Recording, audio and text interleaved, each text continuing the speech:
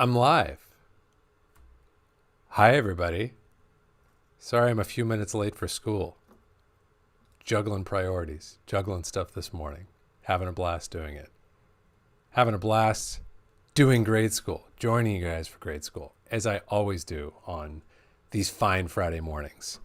I hope the change in time this morning gives some of you guys relief who are points eastward of me, and that it's not too early for the rest of us. But whatever time it is, wherever you are in the world, I'm glad you're here. We're going to have an awesome grade school.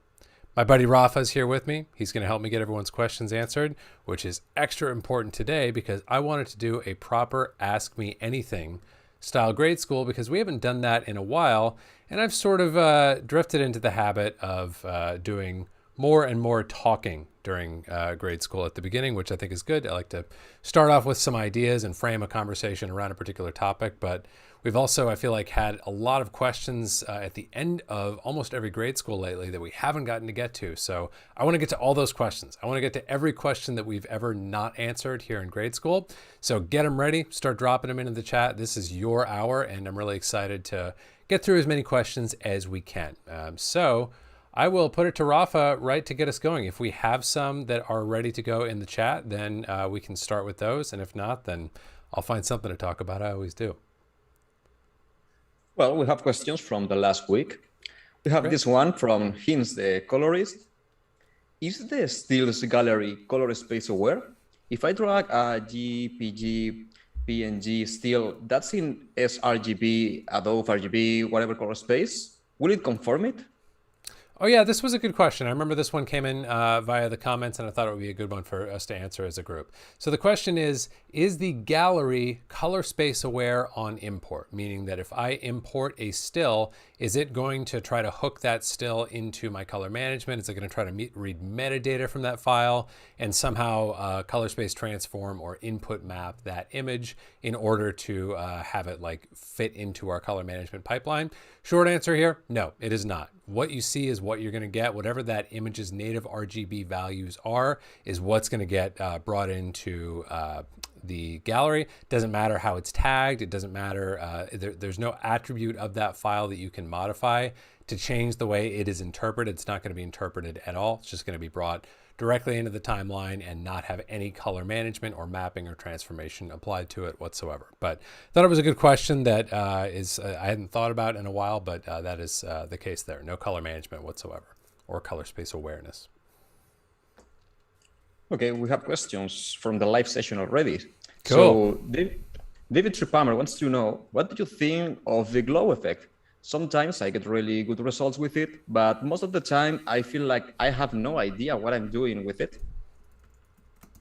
Yeah, what's up with the glow effect here? Let's just drop it on here. To be honest, I haven't really messed with it all that much. So far, I'm not seeing anything. It's probably just a question of changing the threshold. Yeah, you know, like this is probably... Obviously, devil's going to be in the details here in terms of like the results that you get out of this. I mean, that's interesting that it's giving us such a massive hit of contrast like that. I guess that's because of the way I'm messing with my shine threshold. Let's just reset that. Bring this in. Yeah, so it's like stretching out the top end, I guess. I could see this being useful in the right context. I think absent a particular context, it's sort of tough to make a value judgment of it. It's also something that could very possibly benefit from being done in linear. So if I right click my gamma here and go to linear, assuming that I have my timeline color space accurately set up in the project settings, I may find that I'm getting like, you know, if you look at the interaction in linear between my elements, it's quite different in character. So that's something else that you might want to play with. Like this already feels more useful to me than where it was a moment ago, like something like that. You know, that's beginning to have, that could have somewhat of a halation character if you were to back off your blue and your green and do something like that. and then drop that spread even further. It'll be a little is going to go a super long way here in this model, but like there's right off the bat one example of doing a very subtle, you know, kind of halation style thing, which I know we have a halation filter for now, but I could see that being useful, and I could also see it just being a generally, when I do it in linear like this could be a pretty reasonable way to model out some sort of like lens or optical characteristic that I might get. So that's kind of how I would think about the glow, is like, all right, what am I attempting to do with it? Am I trying to model something? Am I just trying to get a cool effect? Sort of what's the purpose of it? And then what domain is it going to operate best in? I already like it better in linear, as I often do prefer like spatial operations to take place in. So just some initial thoughts there on the glow filter, which I've honestly never broken out before that I can recall, but those might be some fun things to play around with that filter. All right, we have a lot of questions from the live session, seriously. All right. Thank you all. Question, I noticed you use luminance mapping set to 10,000 nits and 100 nit out when in an output color space transform. Is this a different result than well, let me read that again. Is this a different result than putting 100 nit output 100 bit all for Rec 709? Let's see. So 100 nit output. I'm gonna read that one. All right, let me mark this. Yeah, thank you. I'm gonna make all this text normal. Okay, set to 10K net in, 100 net out when an output CST. Is this a different result than inputting 100 nit, output 100 nit, all for Rec 709 out? Yes, absolutely. So when I'm using my color space transform, if we think about like the two fundamental things we are doing with our display transform, we are taking lots of dynamic range and lots of color volume and bringing that down into the available dynamic range and the available color volume of our display, in this case, Rec 709. So if I, instead of scaling from, I think I'm in project level color management. No, good. So if instead of scaling from 10,000, this is what's being asked about. So I'm going from 10,000 down to 100. This is my scene dynamic range. This is my display dynamic range. If I were to set this input to 100, watch what happens. Look, you can look here at my waveform probably most easily. We are going to get like this severe clipping in the top end of our image. So anything coming from my area Alexa space that's above 100 nits is not going to be rolled down into the dynamic range of my display, and instead it's going to be clipped out. Now that might be very nice, like on this particular image, like, oh, those highlights that I wasn't necessarily getting much detail out of anyway, they're getting kind of pingy and nice. But as I zoom in here, you can see like the difference between 100 and 10,000. I've got all kinds of texture and information in here that at 100 just goes away. So yes, there's we almost always, like, this is the way that I like to luminance map. I like to assume a completely saturated dynamic range in the scene domain, so that when I'm output mapping, I'm compressing all of that as best as I can down into the 100 nits or the 1,000 nits or whatever the dynamic range of my display is. Okay. Farhan Chandler wants to know, when working in DaVinci YRGV in ARRI-LOC, how do you work with skin qualifiers, especially upstream of an output transform? Oh, I'm glad this came up. So this is one that some of my grade school diehards may have an answer in your back pocket for. And I'm going to try not to answer this like a smart ass, because it's a very reasonable question and one that we should all have a good answer to. What I will say is this, that in my opinion is not necessarily the right question to ask. The question to ask that's sort of upstream of that, if you will, is what's wrong with the skin? And if there's something wrong with it, why? So my approach there would be to do almost anything. Like, I really can't think of anything that's going to be more important to me in terms of color balance and in terms of overall reproduction than skin. If there's skin in the frame, that's my first priority. That's what I'm going to orient my primaries, my exposure, my ratio, my balance. All of those things are really going to be anchored around making the skin look as good as I possibly can make it, with everything else taking a back seat to that. So what would be more likely for me personally is that in balancing out my skin, I might find that, you know, like, let's see if we have a great example image here. Okay, yeah, like this one's pretty good. So rather than qualify this skin, which feels rather warm to me, what I would do in this scenario is I would use maybe temp in this case and just cool things off quite a bit. Or since that doesn't even seem to be doing the trick, I might use a chromatic adaptation tool to get closer, or I could just use some offset like so. And I'm going to orient everything around making that skin look good. And I'm going to kind of look at where it's vectoring on my vector scope down here. And what may need to happen now is I may need to do more like secondaries or more sort of narrow adjustments around this in order to get some other one or more other elements in the frame really looking proper. But the last thing I'm going to do in a shot like this is qualify the skin, because the skin is my anchor. It's not the end of the whip, it's the handle of the whip. Everything else is going to be anchoring and pivoting around skin. But if we want to open up the question a little bit further and just say, how do we pull good qualifiers in a log space? Really, the answer there is that we want to work in a more deliberate manner than we might like. Most of us get introduced to qualifiers working in Rec 7 or 9 by going like, hey, just eyedropper what you want to qualify, and it's going to grab it nice and cleanly, and then you can just sort of adjust from there. When we're working in log, and generally when we're working with qualifiers, we want to be a bit more intelligent about the way we're doing this. You guys have heard me talk about this before. I'm generally going to use only 2 parameters, one if I can get away with it in terms of hue, sat, or loom, and I'm going to manually dial those in, and I'm always going to start with loom. So if I can pull a qualifier on, say, let's find another frame here. If I wanted to qualify the blue of my subject's shirt here, if I can do that just with a luminance only qualification, that's the cleanest possible result that I'm going to be able to get. So I'm in my highlight mode, and I'm just sweeping the bottom to see how much of the image I can carve away just with my luminance. And it turns out not a ton. Next, I'm going to move on to either sat or hue. It really depends. Probably hue in this case, honestly. So I'm going to leave sat off, and then I'm going to just look at my width, choke that down, and then I'm going to make a sweep using the center until I find that I am getting the best possible isolation of my shirt without actually eating into the shirt. So you can see I'm playing with my width here.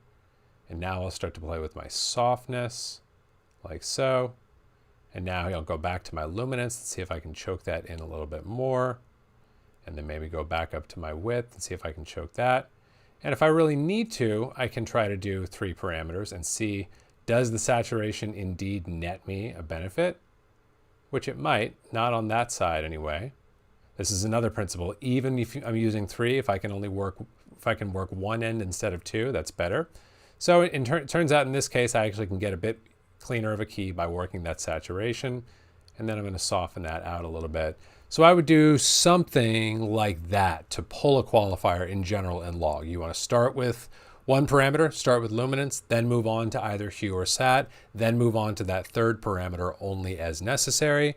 Make sure things are nice and soft on either side, and make sure that in the case of your sat and your loom, which are not circular the way hue is, that you're only working one side of things if possible. So like, for example, here on sat, I have a low limit. I've increased my low floor, but I haven't messed with my high limit.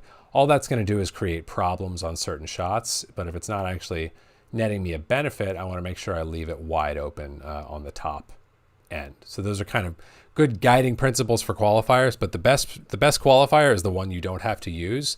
And when you are using them, you want to make sure that a qualifier, as like the sort of monarch of the secondaries, the qualifier is the most important secondary in your, or the most selective of your secondaries, I should say. You want to make sure that you are selecting secondary things. And for me, skin is almost never secondary. Skin is primary. Skin is what I want to start with, and then I'm going to qualify and isolate things around there as needed. big question here. How do you preserve mid-gray using your cheat sheet and DCTL and everything in between? Ooh, good question. Yeah, so let's just briefly recap the mid-gray conversation and the mid-gray cheat sheet. So I'm going to pull up the mid-gray cheat sheet and bring it over into this main window here. And let's just look at, okay, what is this thing and why the heck would it be useful? Let's see here. There we go.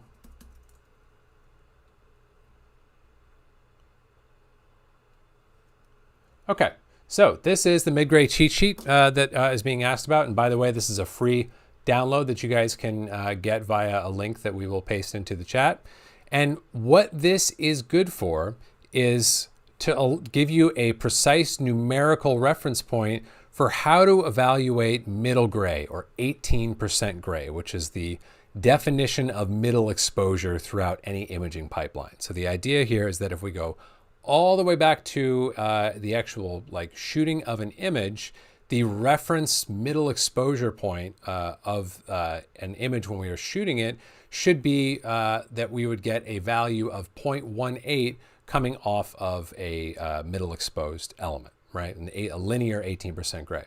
We don't generally work in linear when we're grading. We work in a log curve, and every log curve has its own middle gray value, as you can see here. And here are the values in like a normalized 0 to 1 range, and here they are in 10-bit and 12-bit, which is what are going to be useful to us inside of Resolve. So let's say, for example, that I'm going to work in DaVinci Intermediate. Let's say I'm working in DaVinci Intermediate, and I want to know where my mid-gray is sitting after I've applied my overall look. So I'll kind of preface this by saying this mid-gray cheat sheet is really more about look dev and about developing pipelines than it is about evaluating individual shots. Because individual shots, when we're grading, if you want to go up or down, who cares? Whatever looks good is good. But when we are, for example, creating LUTs that we're going to be giving to our production folks, or we are building an overall pipeline, those are two examples where we don't generally want to bias middle exposure. We don't want to push it up or move it down. We want to preserve it and then allow ourselves to go up or down at the individual shot level as our taste dictates. So easy example here, if I am looking at my pipeline here and I just want to evaluate, okay, I'm in area Alexa log C and I'm moving into Rec 709 gamma 24, I would like to know what that's doing.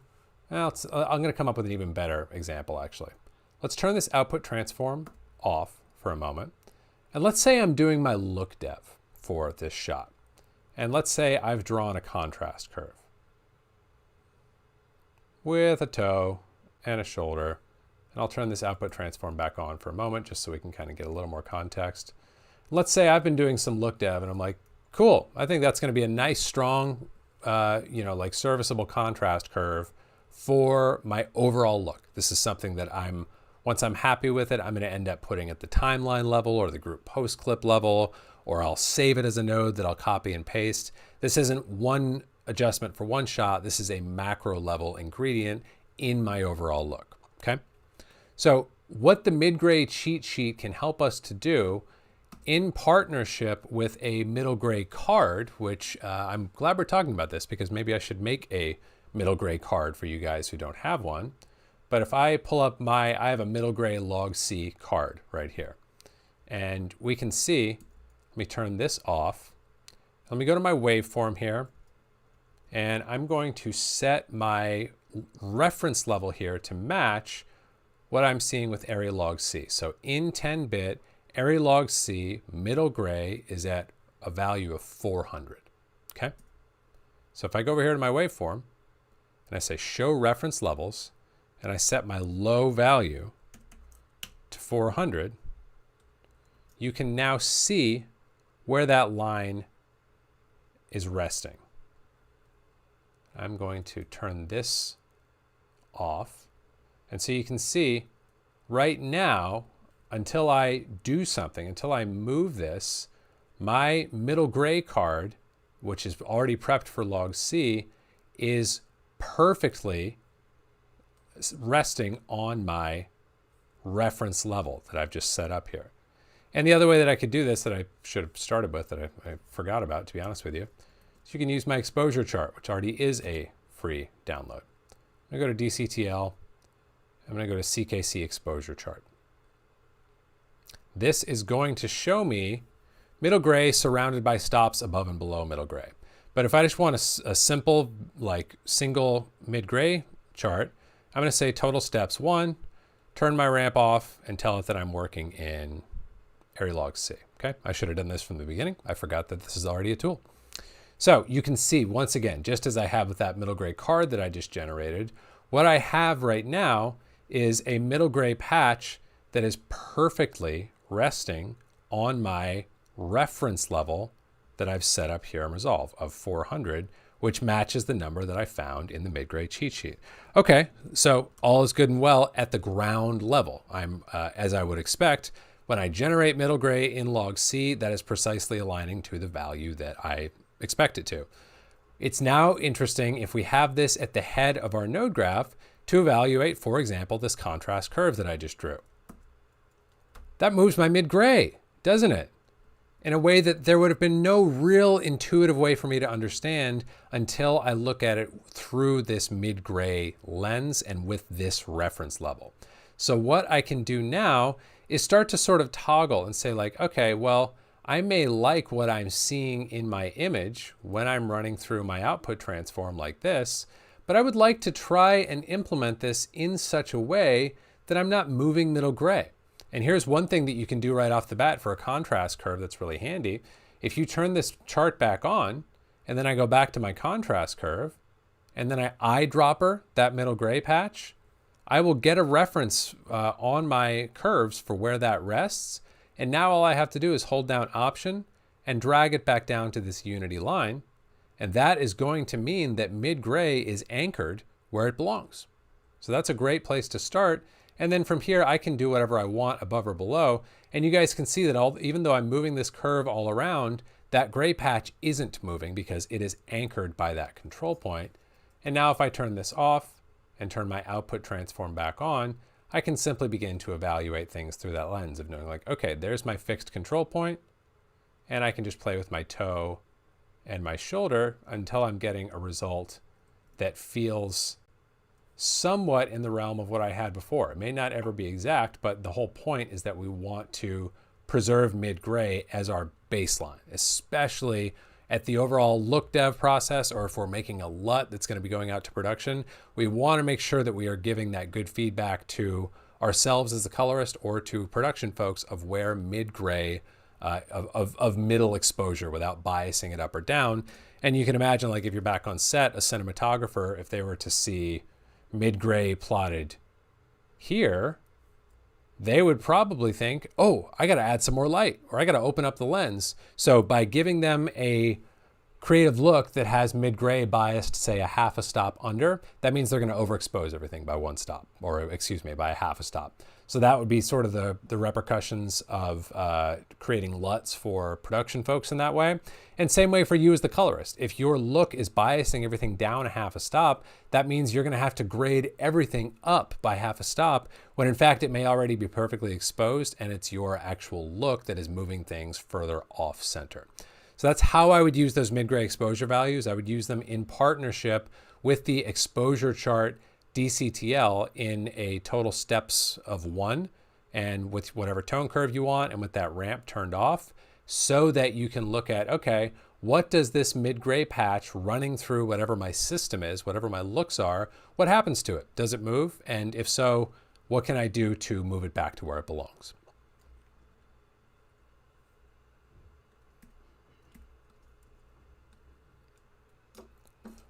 All right, it seems like I cannot post the link in the chat because it gets deleted automatically.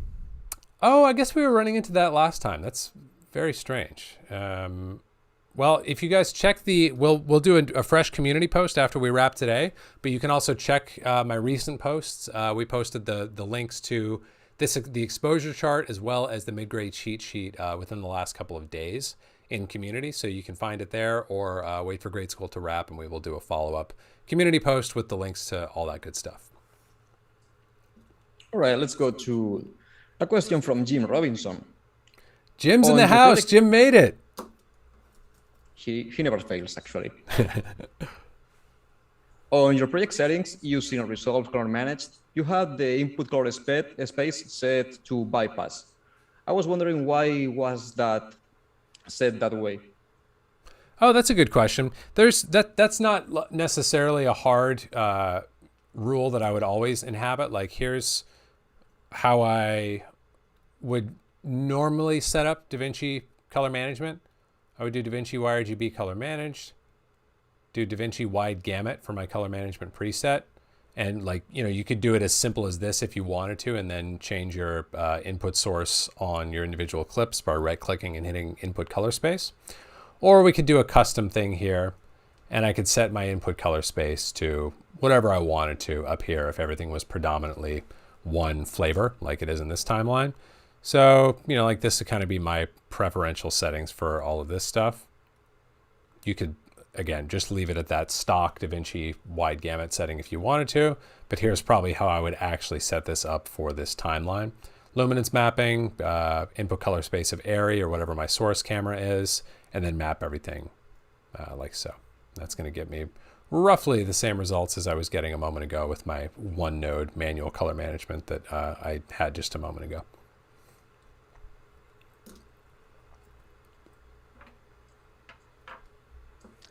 Let's go to another classic from the channel. Depender wants to know, he doesn't know if it's a good idea, but what are your thoughts on mimicking Baselight texture blend by using layer mixer, adding texture pop at the bottom node, using it as a qualifier, and do adjustment on the top node?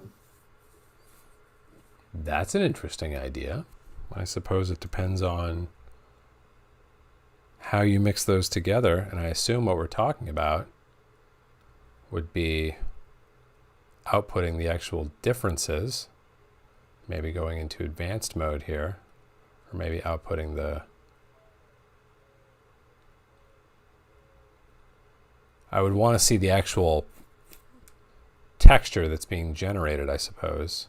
So if I do something like this, and then I were to combine these in some kind of interesting way, that might be interesting. I don't know. I guess I would put it this way.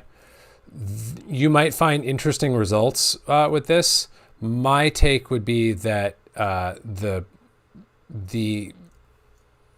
your ability to get close to what the Baselight texture equalizer does, or your inability to do that, is going to be designated. It's going to be controlled by this tool.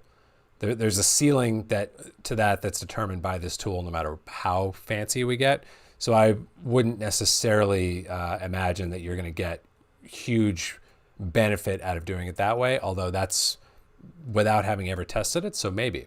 Again, I would say this is another operation that our friend Linear can come in handy with, where we're going to definitely start to get, we're going to get better results. Let's find, I don't have anything with more skin texture, which I wish I did. Maybe over here. Yeah. So if I zoom way in here and look at, like, kind of pulling in my coarse details or my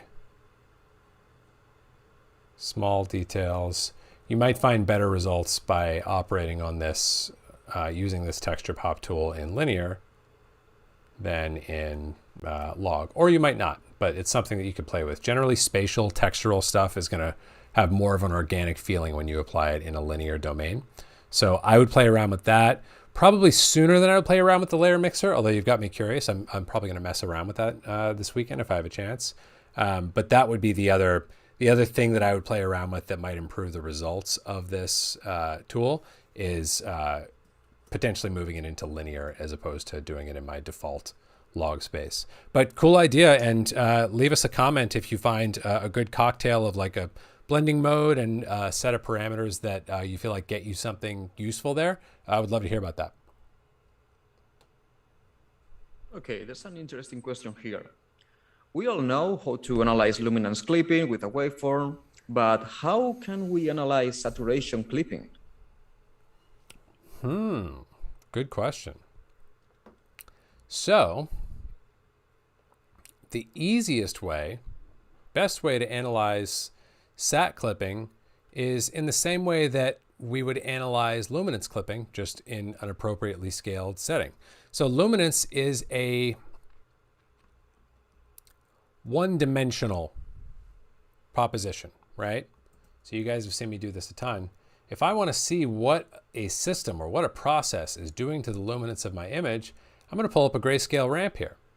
And if I want to isolate just what I'm doing and set aside my color management, I'm probably going to turn off my color management. So let me just go to DaVinci YRGB for a minute, and let's watch what happens to this line. It's going to go linear, right? So I can now analyze what I'm doing and say, okay, I'm clipping above 1 by doing my gain in this way, or below 0 by doing my lift in that way. We can kind of get a feel for like analyzing luminance clipping in addition to looking at the way that we are clipping here. Now, if we just want to use our scopes and look at if a particular image is clipping, as we alluded to, like your waveform can help you with that. And you can kind of evaluate, okay, through my transform, how much am I clipping? Although this is where color management can be our ally as well as fool us a little bit, because you'll notice like I'm starting to clip, but I got to hit this pretty hard before I'm really clipping, because one of the propositions, one of the like benefits of working color managed is it's trying as hard as it possibly can, that output transform, to fit everything inside of the legal or the, like the safe range. So you actually have to drive things pretty hard before you start to see egregious clipping. Now, to go back to the question about saturation clipping, if I go to my vector scope here, I can look at what's happening as I increase sat. And if I go crazy enough, then maybe I'll start to see something here on the scope. Maybe not. So the better thing to do there, the way I tend to evaluate this is, first of all, I don't worry too much about saturation clipping, is because like I know that if my color management is sound, then probably that if I'll put it this way, if my color management is sound, I really only need to worry about like my look or my big like macro pieces clipping my chroma. Like I would have to really, really slam my saturation the way that I just did. Like my saturation is going to look wrong long before it clips. So that's generally not of huge concern to me. Now, what is of key concern to me when I'm doing look dev is that's where I will rely on my 3D cube visualization in Fusion to look at my actual cube and make sure that things are not going further outside the bounds of the cube than they started. So whatever results I'm getting, I'm going to apply that constraint before I sign off on a look and say, hey, as long as I know that it's inside the boundaries of the cube that I initially drew here, I know that I'm within the gamut of whatever space I'm working in. And if my cube shape is drifting outside those boundaries, then I know that I'm at least introducing the possibility for gamut clipping. So two answers, I guess here really. On the shot level, it's not something that I worry about too much. Worry about setting up your color management properly and worry about getting results that look good to you visually. And as long as that's the case, it's almost impossible to gamut clip in a problematic way. When you're doing look dev, it's a key consideration that you really want to have the additional benefit and context of like a 3D color cube to make that evaluation on. Okay. Let's go to another question similar to the last one. How to work with the waveform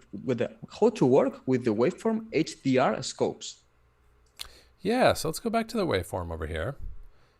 So if I go to my settings up here and I look at my HDR mode here, you can see the signal doesn't actually change. And this will actually connect up really nicely to like what we talked about a couple minutes ago with our mid-grade cheat sheet. So one of the columns in that mid-gray cheat sheet is 10-bit, right? What is that array log C mid-gray value on a 10-bit scale? Okay, what is that value on a 12-bit scale? And you'll notice as I flip through these, the signal doesn't move, does it? Just my hash marks, just my reference values over here change. Same thing with the HDR scopes.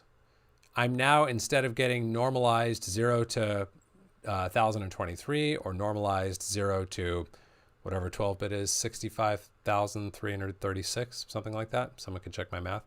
I can be in HDR, I can be on a scale of nits, and I'm looking at 0 to 10,000 nits up here.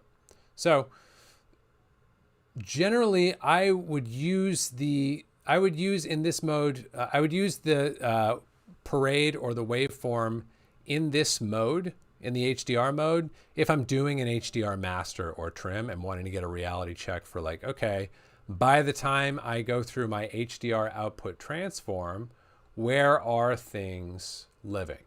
So like here would be a preset for HDR that don't look like much on my SDR display, but for like an X300 or a proper 1000 nit HDR reference monitor, you can see I'm targeting a max output of 1000, like so.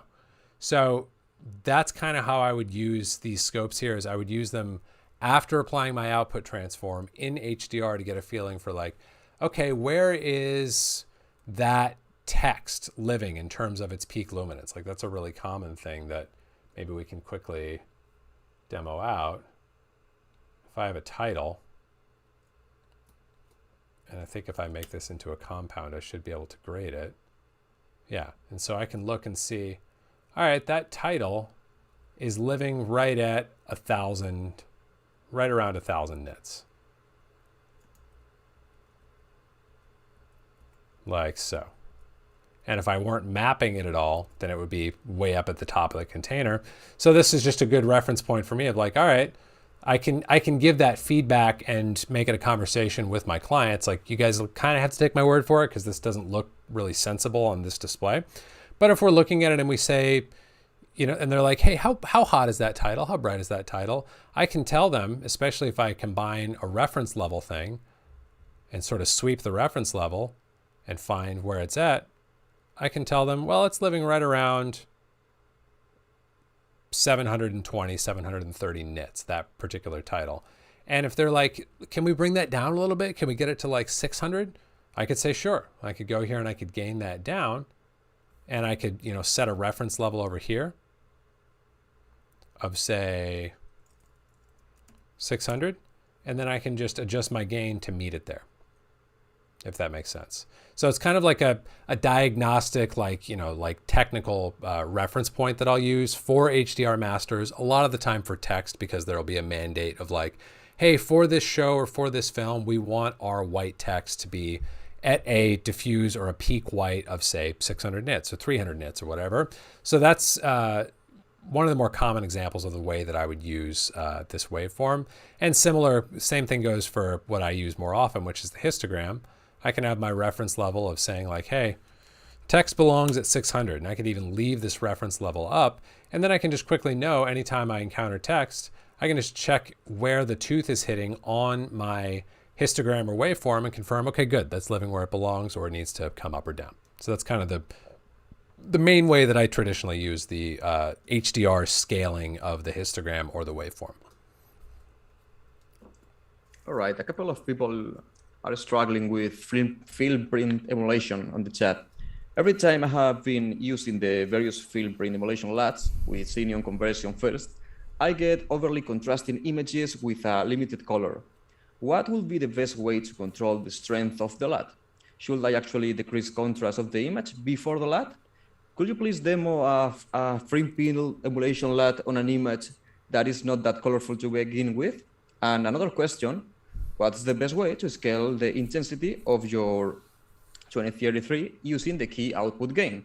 Or can you just dial the contrast back? Oh yeah, bunch of good questions. Yeah, so film print emulation, lots to talk about there.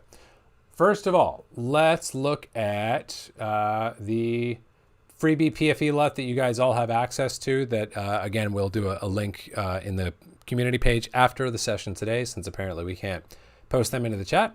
where you can download this 2383 LUT if you don't have it already. It comes in two varieties, one for ACES, one for DaVinci Wide Gamut. I'm going to move myself back into DaVinci Wide Gamut right now, like so. So color science, DaVinci YRGB color management preset, DaVinci Wide Gamut, output color space, Rec 709 Gamma 24. And then I'm going to turn off my output transform over here so that things look proper. And right click on my clip and ensure that I'm input color space, have that set to area log C. Okay, so I'm now in DaVinci Wide Gamut Intermediate, which is what this 2383 scene look is looking for. Now, let's make a couple of observations about this look as soon as I drop it on. First of all, the observation is correct. The contrast on this is heavy. And it's worth noting before we go any further, that's not a mistake. It's not quite the same thing as if anyone's ever tried to use one of the Resolve Film Looks LUTs inside of a color managed workflow. You've gotten insane results when you do that, and that's not correct. What I'm looking at here is not correct because what I'm seeing here is a double transform. I'm transforming from scene log to display gamma space twice, once in the LUT, once in my color management. So that's not correct. That is indeed too much contrast. But even in the case of this PFE Freebie 2383, which I have for you guys available, the contrast is strong. There's a lot of contrast there for sure. And so the question of what to do with that is a very valid one. Like this is why the way you light and the way you shoot and what you shoot through matters, because if you were shooting through a film print type of contrast level, that would change the amount that you fill in your shadows, right? So it's a very common thing. I'll put it to you guys this way. I do a lot of grades where we decide, oh, we'd like to get some level of film print emulation. Most of my grades, I think, kind of fall into that category. And most of the time we have to somehow scale back from 100% film level contrast unless they actually shot through a LUT that was giving them a preview of that level of contrast, because if they didn't, then the shadows get too crushed too quickly, right? So when that's the case, what can we do? Well, we had two ideas there that were both really good. The first is we could back off our key output gain, because this LUT is indeed in, as the name says, DaVinci Wide Gamut. It's taking in DaVinci Wide Gamut, and it is returning DaVinci Wide Gamut. So if I wanted to just get half the character of this LUT, I could say 0.5, and that would be totally valid because it's not a compound or a technical LUT with a display transform built in there. All it is a creative LUT, so I can dial in this key output gain to wherever I want. Now, what you'll notice is my contrast isn't just changing, my color remapping is changing too when I set this key output gain to 0.5. So you might or might not like that, and if you didn't, your other option would indeed be to set your key output gain back to 1 and then do an upstream node. Very important that we work upstream, and this is a good note about this LUT or any of my looks in general. Those want to be the very last thing that happens before you go out to your display. So you don't want to do any grading over here. You want to do all your grading off to the left of that LUT. And what you could do here, if you wanted to, is an upstream contrast adjustment and say, I only want 93% contrast upstream, and I want to fill in my shadows more than my highlights, just as an example, to sort of like dial back that contrast. And what that's going to net for you is you're still going to get all of the color characteristic of this emulation, but not all of the strength in contrast. And we can even see that if we look at this through a grayscale ramp and go back to my waveform here. By adjusting this contrast, you can see that my shoulder and my toe are opening up somewhat with that contrast adjustment. So that's kind of how I would work with those things. And in terms of the desaturation, this is another thing that your palette kind of has to adjust to when you're working with film print emulations, because film prints do have a confined gamut. They are not going to let through nearly the same intensity of colors as a stock color management. Like, look at these reds. Look at the red patch on the color checker. I far prefer this red to that red. However, this is a less saturated. This is a deeper red. So you're going to have to get accustomed to what a film print characterization does to the saturation and the luminance of primary colors. It's going to constrain those and confine them, and it may indeed feel desaturated, especially when you consider this. If I look back at the contrast curve that this LUT is drawing, And I even set aside and say, I'm going to go out of color management for a moment so I can just look at, this is just the curve of this LUT now, okay? Now, what does this mean? If this is unity, and this is what the LUT is doing, I'll give you guys something that I didn't understand for a long time when I was color grading. Anytime you have a curve which goes above this unity line here, you're going to lose saturation. So everything above the mid-gray point here in this curve is climbing above that unity line, which means we're going to lose saturation in those areas, even beyond the saturation that we're losing with the color component of the LUT. The good news is anything that goes below the line is going to net us an increase in saturation. So that's part of the sort of saturation. If we wanted to characterize what this film print LUT is doing to our saturations, it is decreasing the saturation of our highlights, anything above mid-gray, and it is increasing the saturation of our shadows, anything below mid-gray. So this is all stuff that we want to have some understanding of and keep in mind and, like sort of evaluate accordingly. So that's kind of how I would deal with scaling back contrast and how I would start to think about the good note that was made that like, wow, it just feels like I'm losing a lot of saturation. You're not wrong there. You are losing a lot of saturation. There's a lot of colors that the stock color management pipeline will admit that a film print gamut will not admit. My contention would be that if you give it a chance and you allow your palette to adjust, that's aesthetically beneficial, aesthetically superior, but that's a very subjective statement, of course. So that's for you to evaluate and look at. But as you do, I would encourage you to look at the films that you really love. Look at, like Christopher Nolan's movies come to mind for me as more recent examples, but look at like, I'll put it this way. For me, any film that I have deep affection for the visuals of, when I look at it on my reasonably well calibrated home viewing display, it inhabits this gamut that I'm talking about. It's not all the colors, it's the right colors. And generally speaking, the trade-off that we're going to get with film prints is colors may be bright or colors may be saturated, but colors really can't be bright and saturated. So you're going to start to notice that if you work with this FPE LUT, and if your taste is similar to mine and you go back and you look at the films and shows that you really enjoy, that you admire the look of, you're going to notice like, oh wow, stuff that's saturated tends to be darker, and stuff that is that is brighter tends to have less saturation. That'll be a characteristic that you will often notice, at least if your tastes are similar to mine. And you can see this, like easy examples. Look at the way any show deals with cop lights, like any show or film, and you can see what kind of palette and what kind of skill is in play there in terms of the colorist, because if it's being done in a non-film print style way or by an unskilled practitioner, those cop lights are going to go wild and they're going to look insane. Traffic lights, brake lights, all good examples as well. And you're going to notice, like, let me see if I have a good example of this at the ready here. I might not.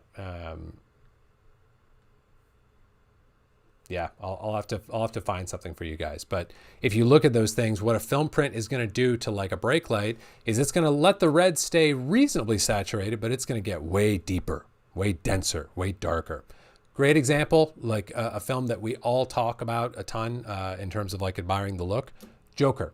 Joker is run through a very conventional film print system, and it very much adheres to the rules that I'm talking about. You may see saturated colors, but they will not be bright. And you may see bright things, but they will not be saturated in that movie.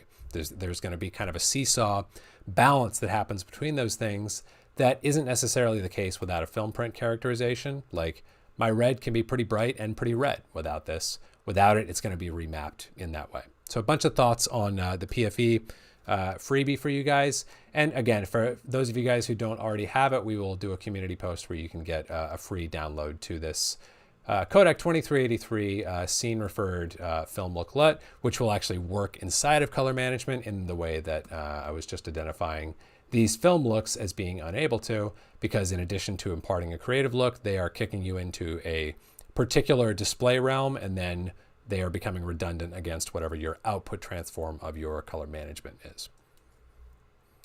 And let's do a couple more. All right.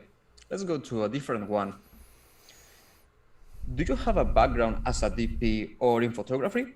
Your general approach seems like you do. Yeah, good question. I have a background. I went to film school and I worked on a lot of productions when I was in film school. And I've always, I'll put it to you guys this way. In another life, I would have loved to be a cinematographer, but I kind of figured out pretty early on that like the intensity of working in the camera department on a set was not for me. I like to contemplate things. I really like to, pretty much any task that I'm given as a colorist, I'm able to treat as a learning opportunity and go like, okay, not, like I need to get this done, but I also have usually the luxury of a little bit less pressure and a little bit more time to ask myself the questions I love to ask. Like, well, what's the optimal way? What would be a different way of getting this done? What if the person who's telling me that I have to do it this way is wrong? What if I could do it some other way? Those are all questions that I enjoy asking that come very few and far in between when you are working in the camera department on a set. Things move fast. Solutions need to be found regardless of whether they are ideal or prove to be the best ones ultimately. You have to work at a bit of a faster clip, which I found wasn't for me. But I love cinematographers. I've always loved cinematographers. I've been a subscriber to American Cinematographer since film school. I read it every single month. I've talked to you guys about Masters of Light, one of my favorite books of interviews with some of the great ASC cinematographers of the 70s. And another book that I love, The Command to Look, which was written by one of my favorite still photographers of an earlier era. So I have always loved photography and production and cinematographers in general. And I've always loved the entirety of the filmmaking process, which is definitely what informs most of my approach to color grading, which is about like, all right, how do we step into that continuum as opposed to being like, all right, you can't do exposure and ratio and photography anymore. Now you got to step into my world of gamma and color correction. I've just always found that to be a bummer, and I've always found it to be so strange that we demand that of the people who we're supposed to be supporting. Instead, we sort of hijack their images and force them to speak our language, which is not the language of the image, nor is it the language of the person who made it. So all of that has kind of led to the approach that I think you're referring to with the way I think about color grading. Okay, let's go to another question from Jim Robinson. I have noticed that the color warper doesn't match the vector scope for hues, regardless of the setting, which color space choice. Which color space choice do you recommend using when working with the color warper? This is definitely one that we covered before, that vector aspect of it. Namely, it's that we are looking at this image in a different state and rendered through a different model than on our output vector scope. But in terms of which model I recommend, this is definitely like, I'll put it to you this way. I think my favorite part of the color warper, which I do like, and we had a couple comments this week that reminded me that it's a thing. I tend to kind of overlook it because I'm set in my ways and I've got my own tools that I've built from before the color warper existed. But it really is a fantastic tool that is really powerful and can do great things. One of my favorite things about the color warper is if I look at any example, if I want to do like, if I just up my number of pie slices for a moment and I say that, I don't know, let's go into HSV here. And I say that I want to compress my kind of like greeny yellows up toward more of an orangey color, like so. You can see that even if the images are not, the scopes are not identical between here and here, they're pretty close. And I can see my yellow vector being nudged upward toward more of kind of a marigold school bus yellow. We can see it on my color checker as well. But my favorite thing, one of my favorite things about the color warper is that I can evaluate whether I'm doing something dirt simple, like an outer ring hue versus hue, or a combination of hue versus sat, for example. Like maybe I wanted to do something like this. I can evaluate that in more than one model. I can say, okay, here's how that renders in HSV. How does it do in HSL? Not much difference there, but you can see it nudging a little bit on the scope. Or I could look at HSY. So that's one of my favorite things about the color warper that we don't have with our hue versus hue. I actually don't know what color model is being used under the hood with the traditional hue and sat curves over here. But whatever it is, we're stuck with it. We don't get to say, oh, don't use that, use this. where with the color warper, we've got a number of different options. And when I use the color warper, I will use all of these for sure. A good rule of thumb for saturation in particular is if you are doing positive saturation, if you're expanding your outer ring or moving any points away from center, HSV is often going to be a good choice because it's going to give you that more kind of like subtractive feeling. Like if I want to saturate my reds, I'm going to get more of that than if I were in HSL. And the opposite is true as well. If I want to get a subtractive feeling when I am reducing saturations, HSL, I'm going to get deeper reds, like you can see that I just did there. The difference between V and L is that I'm getting a deeper red as I desaturate it there. So I definitely look at it as a creative tool and something that you can play around with for, you know, like every project and look dev task that you tackle. Flip through them. It's easy to do. It costs you nothing. And you can be like, hey, for this, I think HSP log looks amazing, or HSY or whatever. So that's kind of how I would think about that. And if we have one more fast one, let's do it. All right, let me check for a quick one. Getting me to answer a question quickly is never that easy. All right, maybe this one. How do you deal with grading on a Gamma 2.4 reference monitor and then distributing for review for clients that are viewing it in QuickTime or Mac OS browser that applies a 1.96 Gamma? Good question. Here's how I deal with that. First of all, I tell them, tell is the wrong word. I ask, how are you going to be reviewing this? If they are reviewing in QuickTime, I'm going to set my tags on the encoding side here. I'm going to make sure that there's there's that Rec 709A gamma tag incorporated there. Otherwise, I'm going to leave it at Rec 709 gamma 24. As you guys have heard me say before, I try not to game this system. I try to tag what it actually is, unless they've told me I'm using QuickTime. I want to use QuickTime. You have to give me the best possible QuickTime reproduction that I can get. Then I will concede and make that adjustment here. That aside, my main tool that I will use is the following. I will, when I'm outputting, if I'm outputting for web, I'm going to do two things. I'm going to do my output. If I know it's going to be viewed in any kind of brighter surround than I have in my grading suite, I'm probably going to target Gamma 2.2. And then I'm going to use a tool you guys have seen me use, or that I released this past week, and that's my web viewing transform. So if you look at here now, I'm targeting Gamma 2.2, and let me just show you what's going on with this web viewing transform.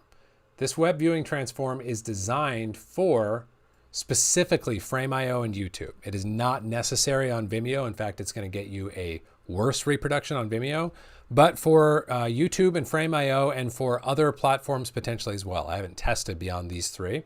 What this is going to do is counter that sort of opening in the toe that many of us are already familiar with if we upload to YouTube or Frame.io regularly, where we are going to see things, we're going to see the opposite basically of what is going to happen here. Like in our YouTube rendering, things are going to get just a little thinner. We're going to get kind of like an opening, a bit of a rainbow. So all this is doing is preempting that, saying, hey, I know that's going to happen. I know that Frame.io is going to do that to my image when I upload it. So in preparation for that, in addition to targeting a gamma, which accounts for a brighter surround, that's what Gamma 2.2 is all about, I'm also going to push my image down, gamma it down a little bit in preparation for something that I know is going to happen on YouTube and Frame.io. And this is something that I've measured across Mac OS, across Windows, across iPads, across iOS, different systems. It's pretty consistent. You are going to get the exact opposite of what you see here. Kind of a little bit of an opening in the middle and bottom of the image. So this is just preemptively counteracting that. And in doing so, you are going to get a tighter match to what I see as Rec 709 Gamma 2.4 in my dim surround with a properly calibrated linear reproduction. I'm going to see that same thing, a best reproduction of that on, say, an iPad in an office environment by targeting Gamma 2.2 and then applying my web viewing transform downstream of that output transform. That's very important. This will not work upstream of your output transform. It needs to come after, so you'll need to be manually color managing in nodes in order to take advantage of this, or you'll need to apply it after you already render, but easiest just to manually color manage with nodes. That's another freebie that we will leave a link to after we wrap up today's session, so you can download that and try it out for yourself. But that's my go-to, is I'll target for a brighter surround, and then I'll use my web viewing transform to counter for what I know YouTube and Frame.io are going to do to my image when I upload it. And that's going to do us for today, guys. I want to thank y'all so much for coming out for grade school today, and to Rafa for co-hosting with me. I feel like we got to get through a lot. I'm sure there's more out there. And if you guys like the Ask Me Anything format, then let me know. Maybe we can start to incorporate a few more of these every now and then, because we've been pretty topical and focused on topics for the last couple months here. And I like just letting you guys run the show and kind of answering whatever questions you have out there. So hope you guys have an awesome rest of your weekend, and I hope this gives you something to think about and play around with, whatever question you brought in today. And if you want to grab any of those freebies that we talked about, like I said, we will leave links to them, and you can go enjoy them. As you guys know from last week's session, if you were there, my ebook, The Colorist 10 Commandments, is out. My other elements LUTs are available as well, these tone and palette LUTs, which we have demoed on my website, cullenkellycolor.com. So we're going to leave links to all that good stuff in a community post after we wrap up today. And you guys can go and check out all of those things at your leisure. Everybody have an awesome weekend, and I will see you all very soon. Take care.